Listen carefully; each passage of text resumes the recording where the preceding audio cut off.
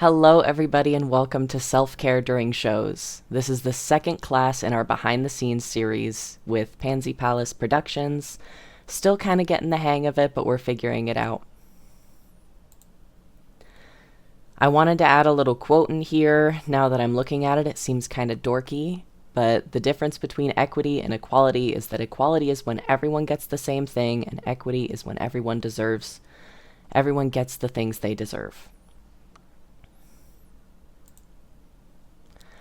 Today we're going to be talking about communicating with your producer, dealing with the heat, especially with the summer months coming up. It's going to be really hard to stay cool during our shows, keeping a self-care bag, costuming needs if you're getting overstimulated during shows, accessibility needs at venues, which is so important, and accepting and asking for help.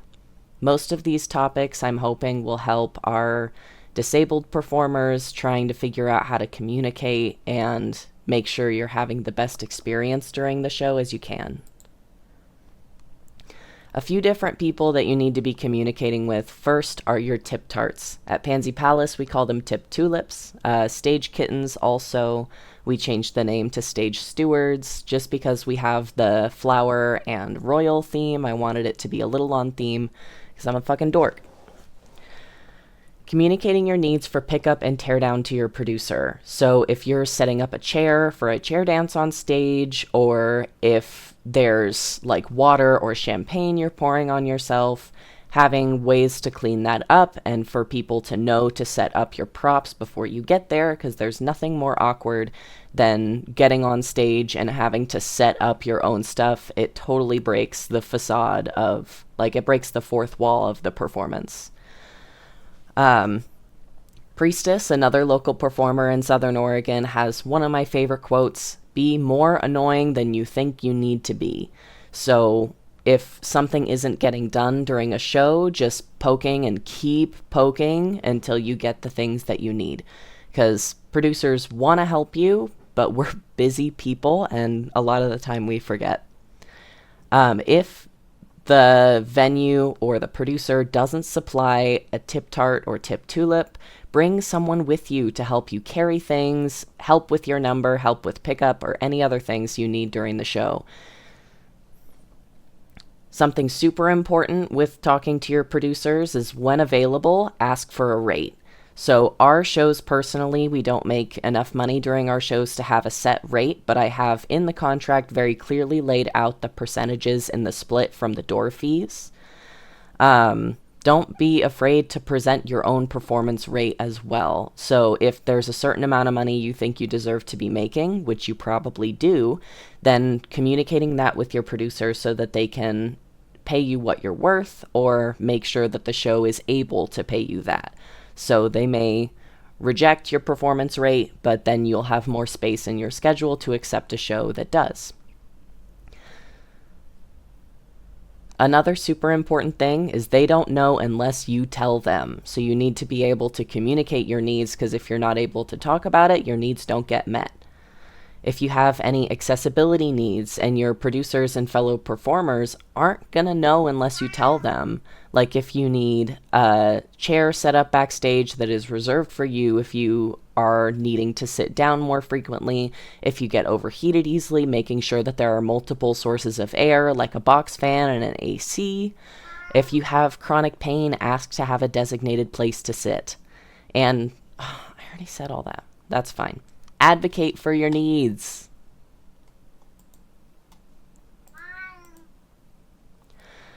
Especially coming into these summer months, dealing with the heat is so important. There are a few different ways that you can do that. Having a clack fan, like those fans that make super loud noises when you clack them, so fun to have in the audience, and also so amazing to keep cool in the summer.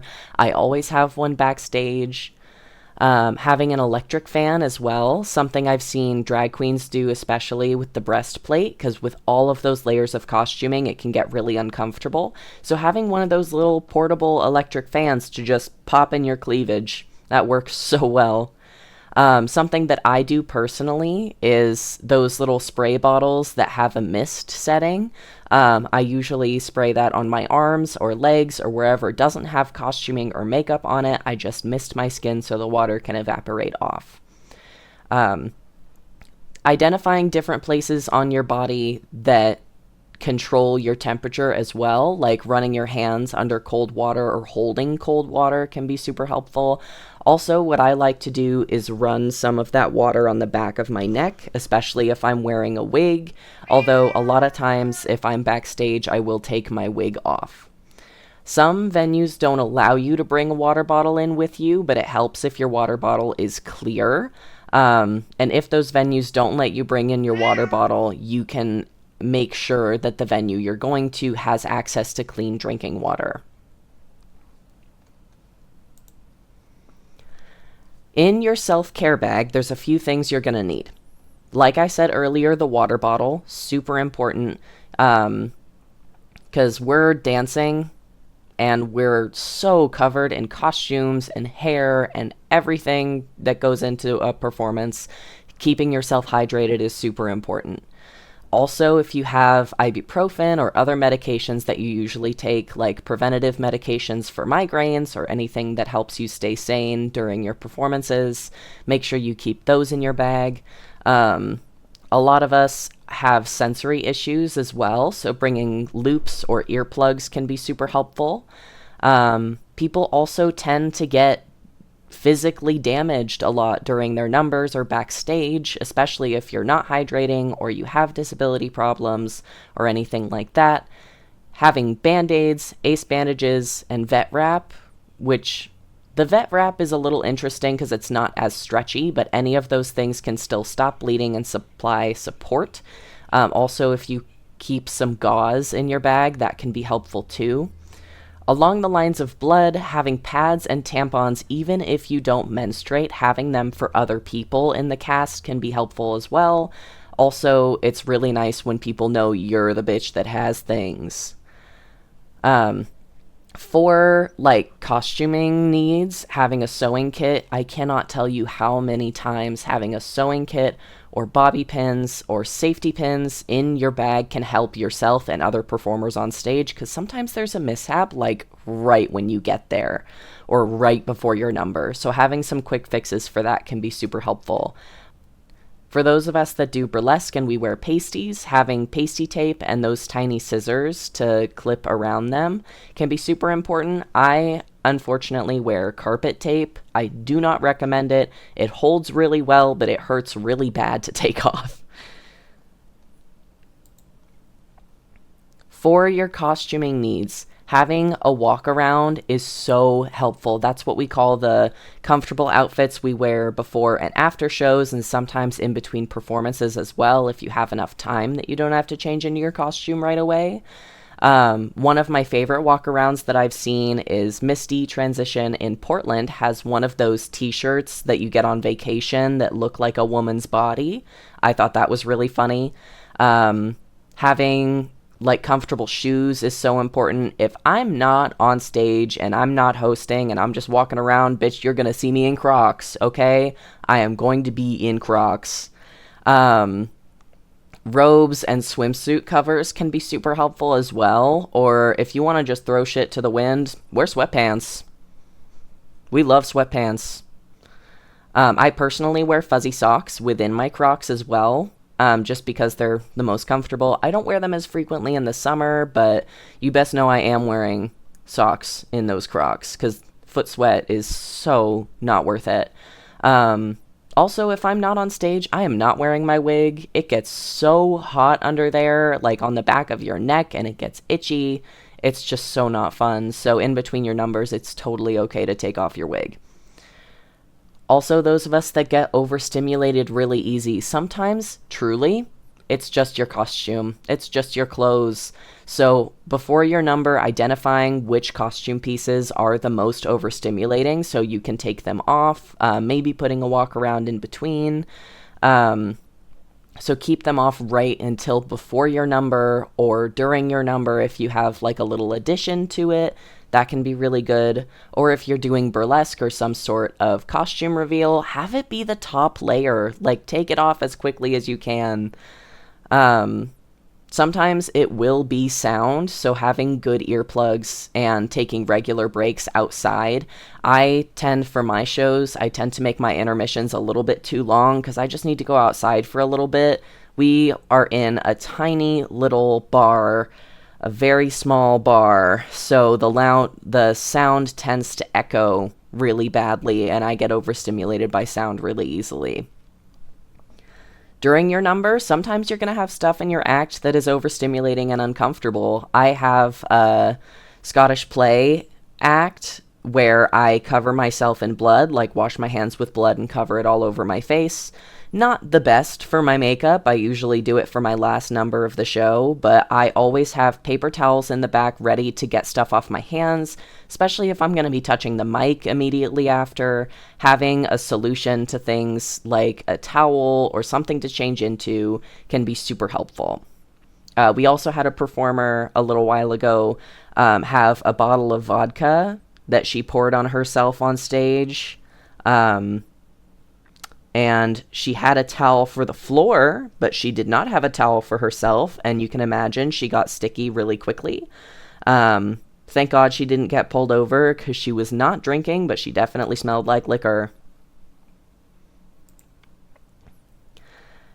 So, for accessibility needs, some venues really suck for this. Like if there's stairs that go up, if it's an upstairs venue, that can really fuck with your knees or your hips or anything like that.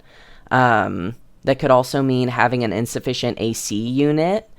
So if you get overheated really quickly, it's important for your producer to know, like, bring a box fan, bring some sort of air regulation. If I am stressing anything enough to you, is that make sure they have a fucking box fan in the back.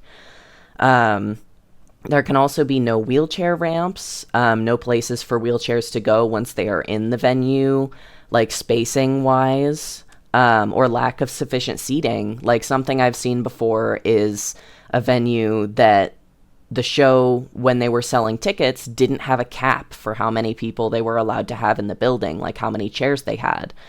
And if any of this stuff has been a problem with you before, or you have heard other people have had a problem with this before, you can refuse working at that venue. That can be in your performer proposal that you send back after the contract with a producer. Like, you can say, I will not work in this venue. So if the show is in this venue, I will not be participating in the event. Sometimes the producer can have things they can do to make it easier. There's not many things you can do about stairs. The box fan, extra designated seating can be brought in, sometimes like last minute. And producers want you to be successful. They want this to be a good experience for you, not only for you, but for themselves. So we will be happy to accommodate issues if that's something we are able to do within the venue. Super important if you gather anything from this presentation, accepting and asking for help. If someone offers to carry something for you, they wouldn't offer if they weren't willing to do it. Accept their offer. If a producer is asking if you need anything, you are not the problem.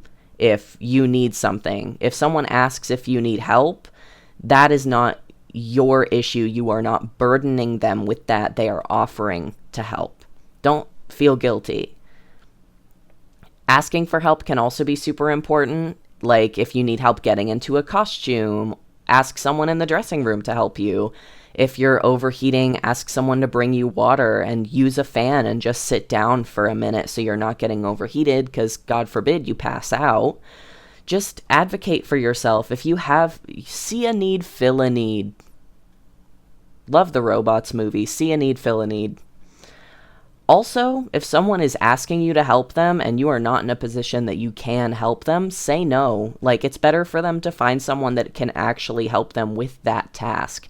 Like, frequently at my shows, since we are in a very small bar, there's some furniture that I need to move, and we bring in our own PA system for our shows, and that can be really heavy. So I sometimes will help audience members to help me with that, but if you have chronic pain or you're in tall shoes or you have any reason that you need to say no, or even if you just don't want to, say no. I can find someone else. Just like it's okay to ask for help, you're not going to hurt someone's feelings if you say you can't help them. Thank you very much. Please check out the rest of our classes we have. At the time that I'm posting this, we still have 2 classes in the series coming up. But in the meantime, we'll see you later.